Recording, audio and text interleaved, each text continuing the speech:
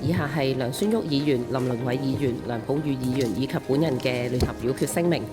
剛才細則性通過嘅修改設立市政署法案，旨在透過調整市政署職能，明確部門嘅職責分工，提升運作效能。長遠嚟講，亦都配合公共行政體系嘅理順工作。喺本法案通過之後呢，當局亦將會修訂有關嘅配套法規，進一步開展精簡組織架構嘅工作。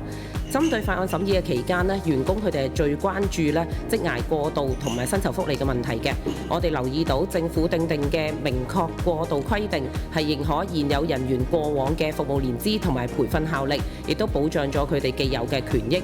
此外，我哋亦都提出以下兩點嘅期望：第一，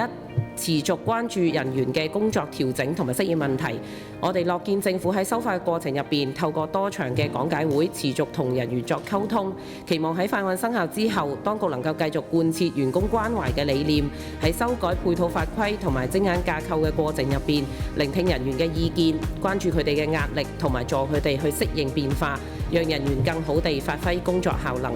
第二，市政署多年前推出咗市政在線流動應用程式，提供咗個案通報、電子化市政服務等功能。除咗讓到居民便利咁向當局反映市政問題，亦都係快速回應同埋有處理嘅機制，服務都深受市民嘅歡迎嘅。是次修法之後，保養同埋維修道路及排水網等等部分嘅職能係將會轉移至運輸公務範疇嘅部門。我哋期望當局做好呢個跨部門協作同埋溝通，繼續去透過市政在線等大便民渠道，建立快速有效處理居民通報個案嘅機制，解決有關民生問題。總括而言，我哋期望特區政府持續透過推動公共行政改革，實現良政善治，真正達至提升施政效能同埋服務水平嘅目標。多謝。